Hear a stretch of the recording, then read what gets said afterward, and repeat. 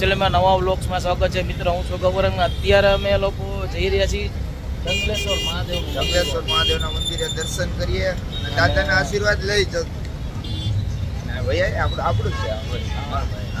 નામ તો કયો ભાઈ? ભાવિનભાઈ જોડાઈ ગયા છે.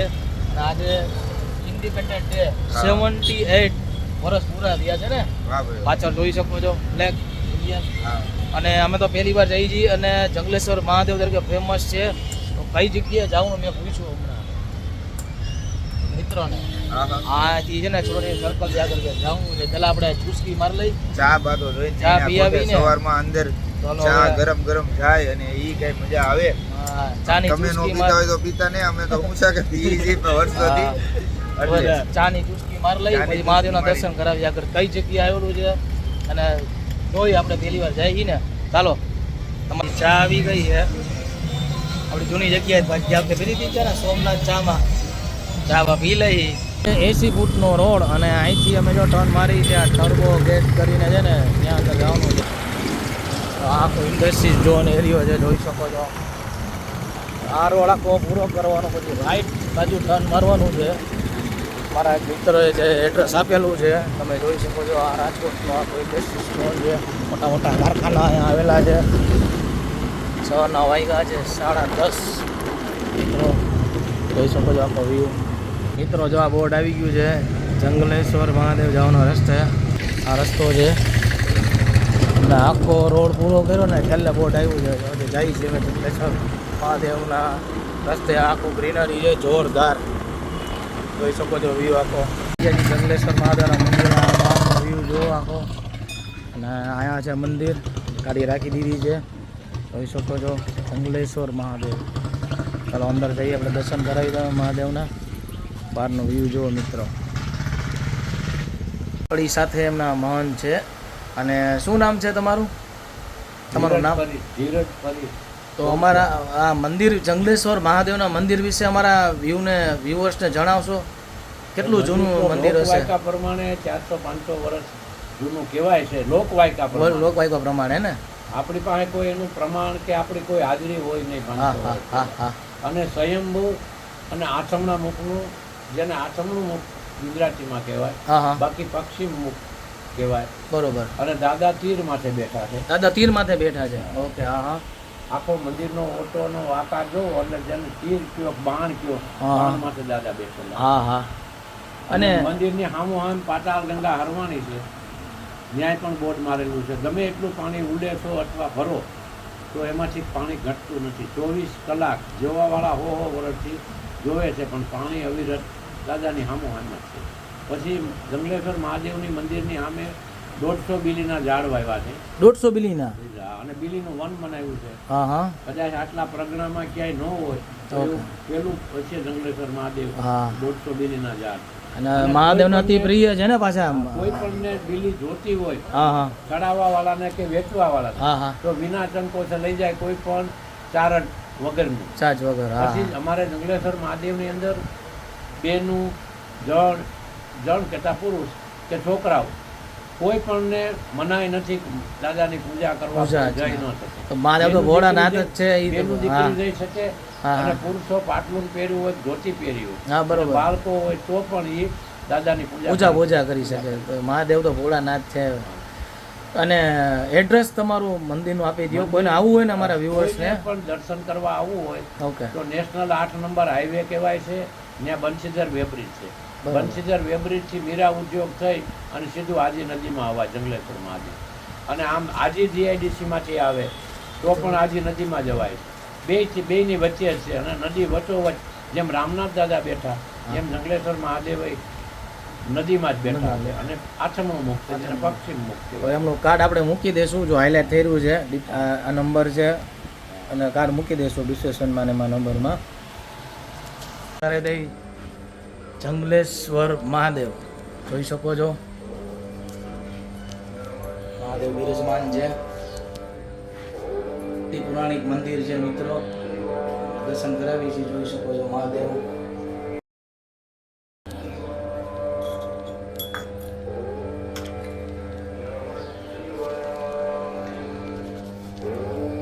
જોઈ શકો છો આ જે નદી છે ના કાંઠે જ બિરાજમાન છે, જોઈ શકો છો મહાદેવ. અને હવે તમે કઈ જગ્યા લઈ જાઓ છો તમે? હા, પાતાળ ગંગામાં દર્શન કરાવું છું તમને. છે 24 કલાક પાણી, બરાબર ને? ઓકે. જો અહીંયા કાલભૈરવ બિરાજમાન છે. તો કાલભૈરવનું મંદિર પહેલાં હોય છે. સેનાપતિ છે મહાદેવના, રોકડિયા હનુમાન. દર્શન કરવા જઈ રહી છે પાતાળ ગંગા, જોઈ શકો છો પાતાળ ગંગા. ડોલ લઈ લીધી છે. અને જો મિત્રો આ પાતાળ ગંગા છે. અને ભાઈ કીધું કે એમાં 24 કલાક પાણી, બરાબર ને?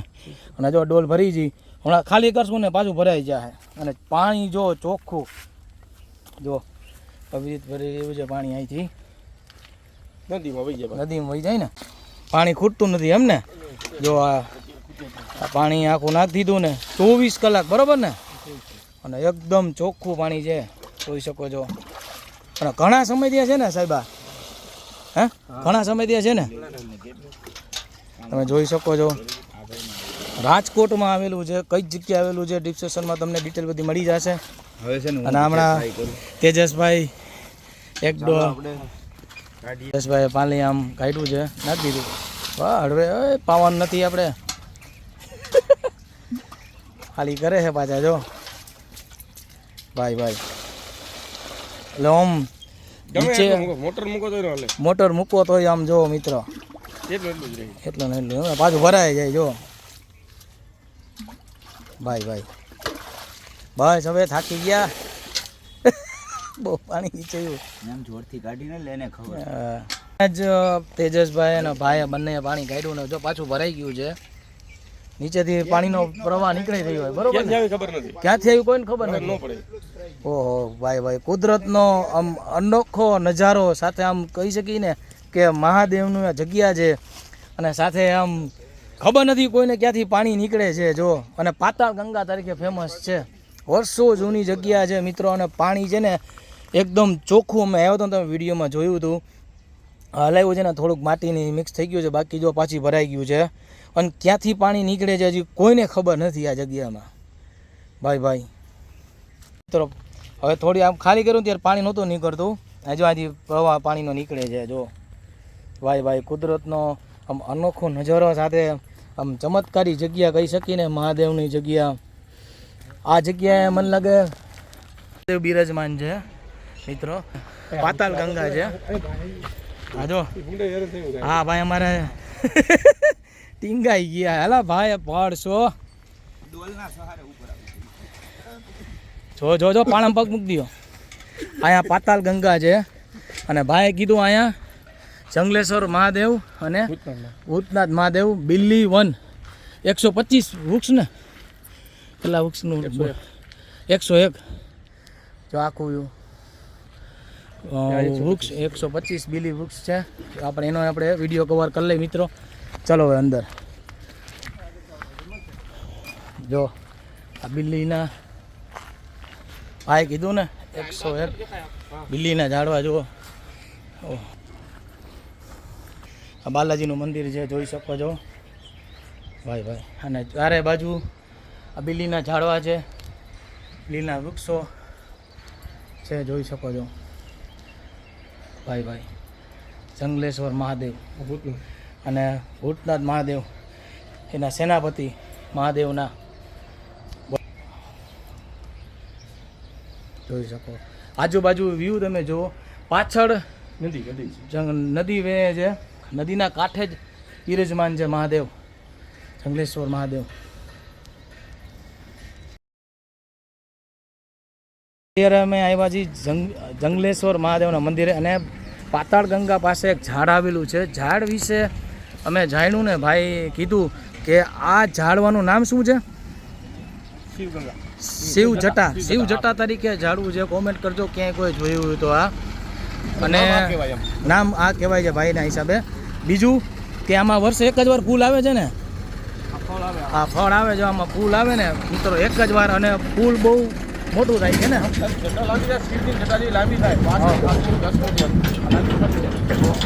અને 2 વર્ષ જૂનું ઝાડવું છે. ચાલો હવે આગળ આપણે મળી મહાદેવના ઓલામાં કેમ જટામાંથી હા હા હા ભભૂત હા હા એમાંથી ફૂલ નીકળે. બરોબર છે, જોઈ શકો છો ચાલવાનો વ્યૂ. Okay, thank you.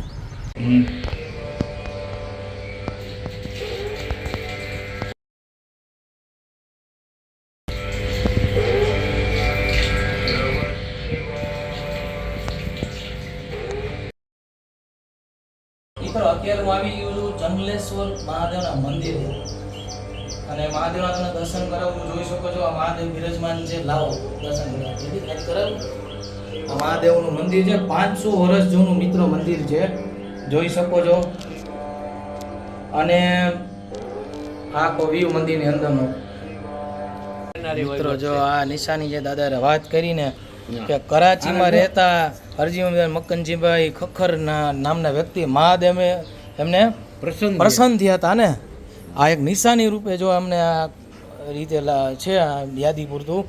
અને તમે કીધું કે જે ભાઈને પ્રસન્ન થયા મહાદેવ એમને. હા, હું પછી તમને બીજી વાત કરું છું. દર્શન કરી લીધા છે અને અહીંથી હવે આપણે જઈ રહ્યા છીએ ઘર બાજુ જઈ રહ્યા છીએ. અને બપોરના વાગી ગયા છે, સવારના વાગ્યા 11:30. તો વ્લોગ્સ કેવો લાગ્યો જરૂર કોમેન્ટ કરજો.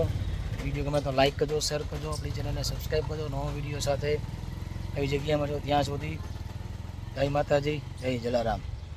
ઉદ્યોગ મેઇન રોડ જોઈ શકો તો આ મેઇન રોડ છે.